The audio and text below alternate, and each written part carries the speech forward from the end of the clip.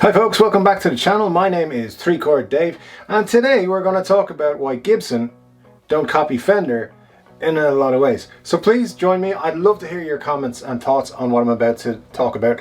And of course, if you could like and subscribe the video, then that would be cool. Now, let's just rewind a couple of years. I just want to talk to you a little bit about history, what's gone on recently. So, if you remember, we had, since the mid-80s, Gibson was owned by a consortium run by Henry J. Now, his full name I'm going to mispronounce. People are going to make fun of me, so I'm not going to say it. A lot of people call him Henry J. anyway. So Henry J's Gibson did okay for a while, but for the last few years, good few years, the quality control has been terrible. And Gibson were getting a worse and worse name. People were coming up with hashtags, make Gibson great again, and the Epiphones were not worth picking up. In fact, to be honest, they were probably better than the Gibson mainline were, but they were not still what you'd go for. And they had a lot of issues. So what happened in 2018, I believe, is that Gibson, well, they were pretty much bankrupt, and in that course of events, they were taken over by a new consortium. Of course, we've spoken about this before on the channel, taken out, headed by JC Curley now as the CEO, people like Mark Agnesi involved, Cesar, who's involved as well in the USA line. And basically these people were like, let's get Gibson back to where it should be. And the first NAMM show they did, which was 2019, I believe, they were like, look, Gibson is back, here's all these cool things, and they streamlined the Gibson lineup, and they were like, we're going to make all the changes, we're going to listen to our customers, we're going to give everybody what they want with Gibson, and that was great. And fast forward a year later, everybody was like, okay, well, Gibson are getting back on track, they're doing some things right, you know, it's promising, let's give them time. And NAMM this year in January, they focused more on bringing Epiphone into line. So whereas this time last year, this Epiphone guitar, which is an SG special, would have come out as a G400 because they couldn't possibly use the name SG because they thought it would water down Gibson's SGs for some reason, which obviously was bullshit, but you know, they have their marketing departments and stuff. So the new guys running Gibson were like, no, this is an SG, let's call it an SG. Let's call it Les Paul a Les Paul, an Explorer, a Flying V, and so on and so forth. And let's also celebrate Epiphone's own history, because of course Epiphone, before 1958, was bought by Gibson. It was Gibson's competition. Now, I know you've heard that story 1,000 times, unless of course you haven't. Now Epiphone had their own famous lines like the Casino, the Sheraton, the Wilshire, stuff like that.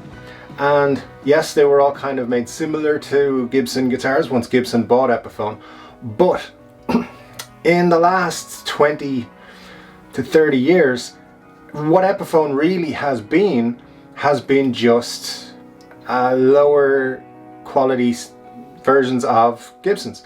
And you know, the only official licensed Gibson product on the market, which is good in some ways. They're all made out in the Far East, usually in Japan. Sorry, not Japan, China, and some have been made in different countries, like Indonesia, I think, has had a few, and some in Korea. But for the most part, most of them are made in China. Now, I don't mind a Chinese-made instrument. This is a Chinese-made instrument, and it's my favorite guitar that I own, and I own a couple of more expensive ones. I did just bang it there, and I'm very worried about it now. I'm sorry. Please forgive me. But this is a guitar that feels great. They've obviously put a lot of work into, and obviously, yeah, look, I've seen some reports online of the new Epiphone lineup that some of them are coming to customers in not the best setup. You know, with sharp frets and some quality control issues. This one was perfect out of the box. I couldn't have asked for it to be better. That may have been down to Andertons, who I bought it from, setting it up and fixing some issues. I don't know. It looked like they didn't do anything with it, but maybe they just put it back the way it should have been. But the point of this video is not to say, hey, here's a history lesson on Gibson or Epiphone. It's to take a look across the street at Fender. Now, yeah, I know they don't actually exist on the same street. It's not like their factories are across the road from each other. But what I like that Fender do, and I don't own a Fender guitar at the moment, but what I love about what Fender does is that they have their main Fender line, and then they have their Squiers.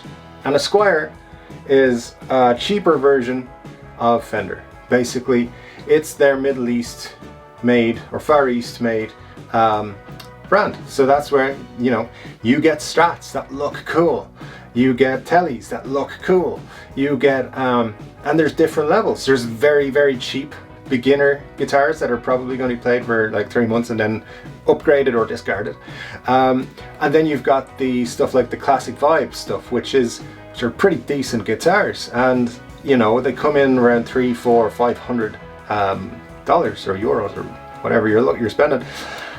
But the point being, it's not a throwaway brand. It's not, oh yeah, they make those, and it's not also too expensive for beginners to get into.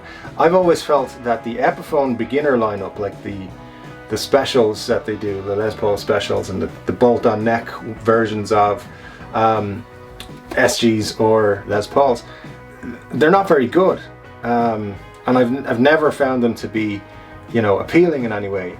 But with Fenders, here's an interesting thing they do with Squiers. They make Fender special runs in Squier. You'll see these advertised as Fender, as Squier FSR, which stands for Fender Special Run. They do these really cool colors, or they'll do, for example, there was a Bullet Mustang done recently in I think racing red and racing blue colors. Phenomenal, looked great. Not a big fan of the Mustang, but you know, guitar anyway.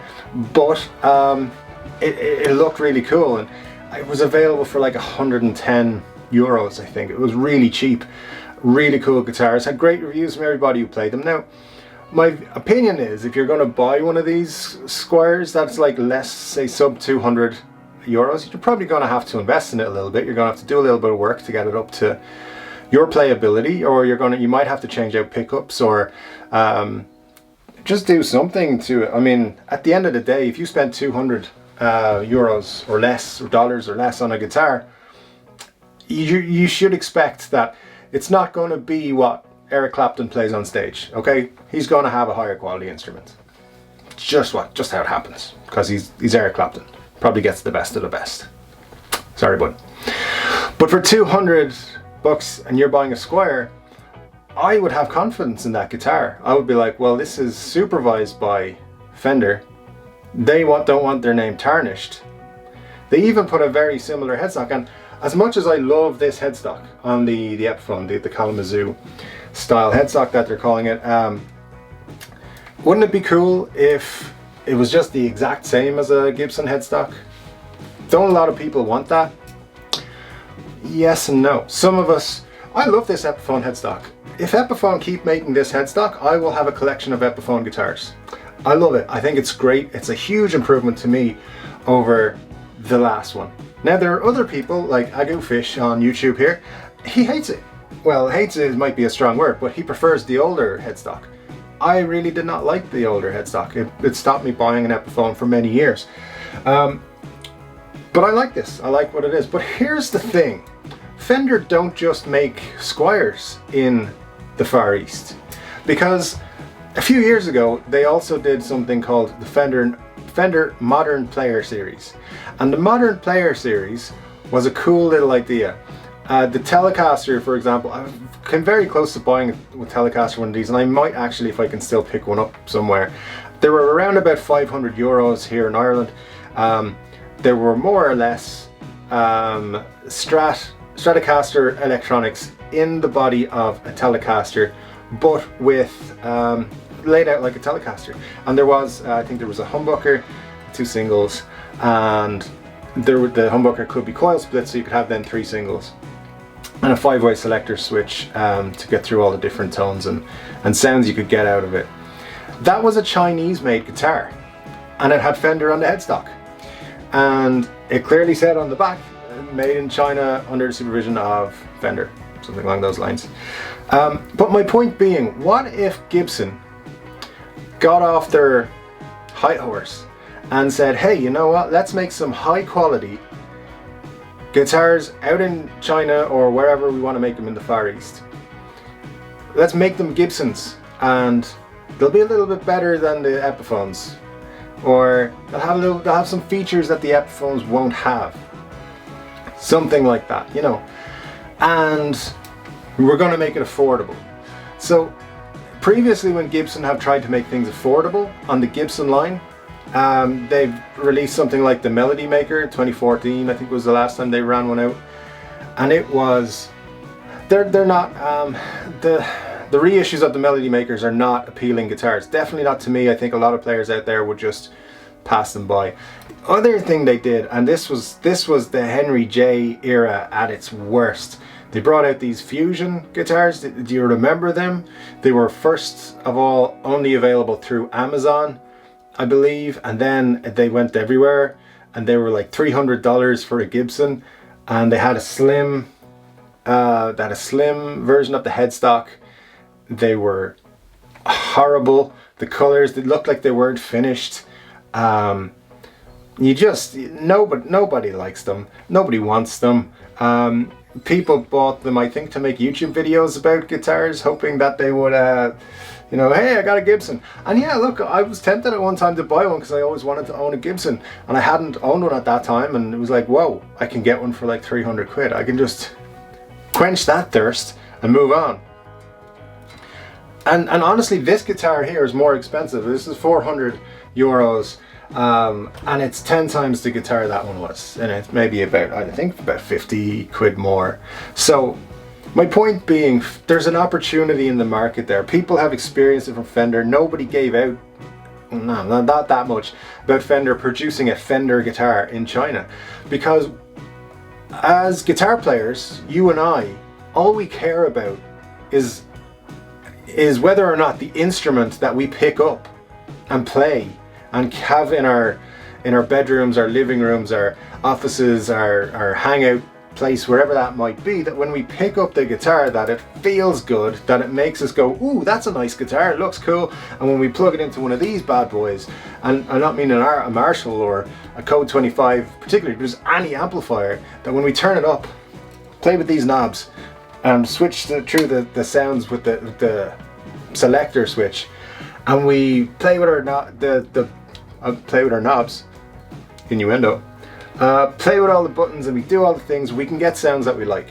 It's all we care about. And look, probably in most of our lifetimes, we're never going to be able to afford the 7, 8, 9, 10,000 plus range of guitars Gibson do.